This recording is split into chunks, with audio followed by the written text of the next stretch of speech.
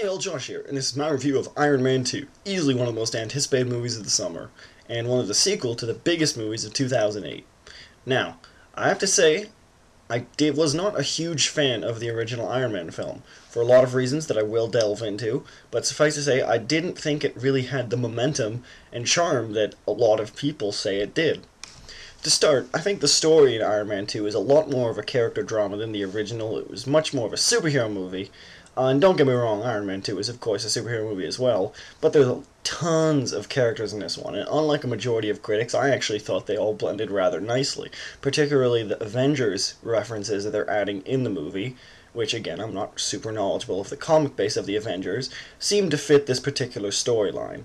I actually particularly liked some of the side players. Don Cheadle as replacement of Terrence Howard did a good job, I thought. I actually liked him better than Terrence Howard.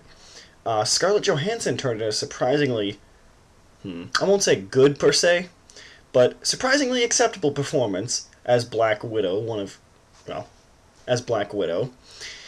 And, of course, Robert Downey Jr., main character, fantastic in this. He's still just as great in this one. Frankly, I really like the evolution of the Tony Stark character in this sequel. In the first one, he kind of was bloated and self-important, but since the revelation at the end of the first movie, he has become a total asshole. And I think a lot of what people are mistaking as non-events, as for the middle of the film, is really the decline of Tony Stark's life. There's too much pressure put on him, and it's his ego run wild, and the latter half of the movie is kind of redeeming himself from that, and I think it's a good base structure. This is very clearly a middle movie in a trilogy, but at the same time, I think it does manage to accomplish quite a bit. It moves the Tony Stark character forward. It's a lot of fun, and I think everyone really got what they probably wanted from this movie. In general. I mean, I realize, again, specific people had huge problems with this movie, but overall, I didn't really have that big of an issue with it. Mickey Rourke as Whiplash, while Mickey Rourke trying to be Russian can be occasionally laughable, I actually thought he was one of the more convincing performances in the movie, because everyone else seemed to be cracking jokes all the time, and while they were mostly hilarious, I gotta say, he was one of the few people who really kind of held dramatic weight. And I really appreciated that. It was a nice injection. It really made him believable as a villain, even though he really doesn't actually physically do a whole lot in the movie. He is the catalyst for many events, and he's definitely part of the main villain of the movie. But, I'll spoil it if I say any more, so I'm going to stop there. But suffice to say that Whiplash actually is a much better character than you would think from the commercial. And I just wanted to address this multiple villains issue that a lot of people are having trouble with. There's really not that many villains. The political angle is really encapsulated in the first couple minutes of the movie and doesn't play a role throughout the rest of it. And as far as that, there's only two other villains, and that's perfectly acceptable. There's Whiplash, who I said does hold up under good weight. Mickey Rourke plays him quite well. And Sam Rockwell, fantastic actor, as Hammer, Captain Hammer from Dr. Horrible Sing-Along blog.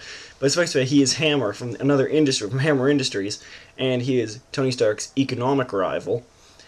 And he does, even though he is largely a comic relief character, I do think he is an interesting plot element. A lot of other superhero movies don't have this kind of interaction with the rest of the world, whereas Spider-Man or Batman always have people that are just like, oh, he's a crazy person out to destroy Gotham, or, oh look, Alfred Molina's trying to create this new thing. Like, they don't have all these other angles to them. And I really actually like Iron Man's character's interaction with the rest of the world in this. It's a really interesting premise that, again, not having really read the comics, I haven't seen before, and felt very fresh to me. I like Robert Downey Jr. going off and mouthing off to the Senate.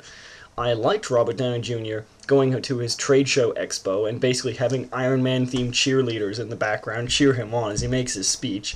I thought that was really funny. I've laughed a lot through this movie. I really want to get that across.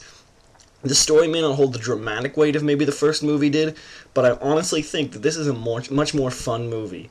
And though it may be less realistic, I think it definitely benefits from it. Because even though it could stand to be more serious, this was just a lot of fun. I don't feel like I'm cheated for that. A lot of people are maybe comparing this to The Dark Knight, and that's a completely completely wrong-headed approach to take this movie. This is a big summer movie, and it is the perfect summer movie, in my opinion. Not the best one, but definitely the perfect example of one where there's a lot of humor, a lot of it works, some great character acting, lots of action, well choreographed, and some great special effects.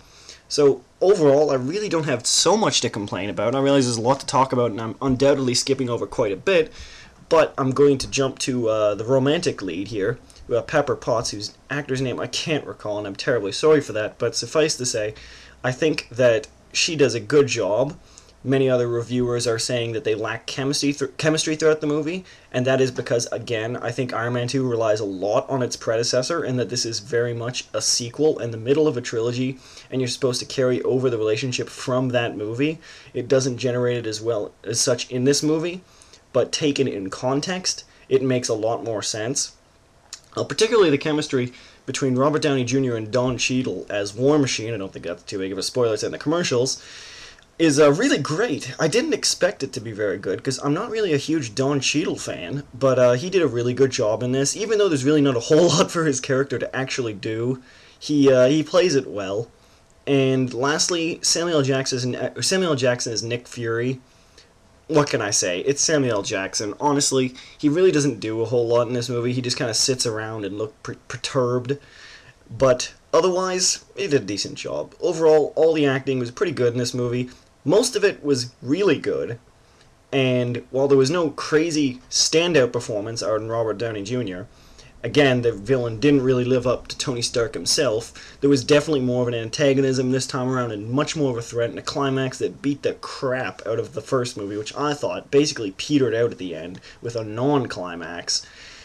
Overall, the effects in this movie, fantastic. There's a couple points where they may be a little lower budget, might have rushed a little, but it's really unnoticeable. It's only because I was looking for things. And the sound in this, really enjoyed the music. AC/DC did this. I'm not a huge AC/DC fan, but it fit the tone really well. I really liked this. I want to go back to, sorry. I really liked this movie's kind of globe-trotting nature. It was kind of like a superhero James Bond going about the globe. Tony Stark driving in Monaco race. And it was really, really cool from that point of view. I thought that there was some great exotic vistas. It kind of felt like a spy movie at the beginning, to be honest, even though Tony Stark is by far the most outrageous, or would be the most outrageous spy imaginable. Lastly, I did want to touch on actually the sound mixing in this movie. That while it's largely okay, I thought the first third of the movie, I guess, had people talking over each other. So you'd have Robert Downey Jr., then you have Pepper Potts talking at each same time, and then you'd have background music, and then you'd have kind of the ambient noise in the background, and it got really difficult to actually understand what they were saying sometimes. And that is a big problem. It didn't happen a lot after that, but for that first third, it actually was quite difficult. Overall, though, I really do have to recommend Iron Man 2, because I wasn't a huge fan of the first one. I thought it was simply okay, and funny, though, but okay. But Iron Man 2 honestly actually does, I think, improve on its predecessor in many ways. And while it's not a perfect movie, I think it's perfectly fun, and it is a huge spectacle to watch, and Robert Downey Jr. is, again, the highlight of the show. Overall, go see Iron Man 2. It's a great start to the summer. As an addendum, I did want to mention, and I guess emphasize, how funny some of the comic setups were. There was a lot of really quirky humor in this movie. Most of it happens in just a matter of seconds, and oftentimes in the background of scenes where story elements are taking the forefront. But a lot of it is really smart and really funny, and not that it isn't present in other movies, but like I said, this movie does have quite an emphasis on humor, and so much of it works. Alright, just wanted to add that. I need to get that out of the way, particularly for those who have seen the movie, and this is not really spoiling anything. The thing on Pepper Potts' desk, I was laughing out loud, very much so, and I'm not a huge laugher sometimes, but I was practically rolling on the floor. It was hilarious to me, because all my eyes were on it too. Anyway, go see Iron Man 2.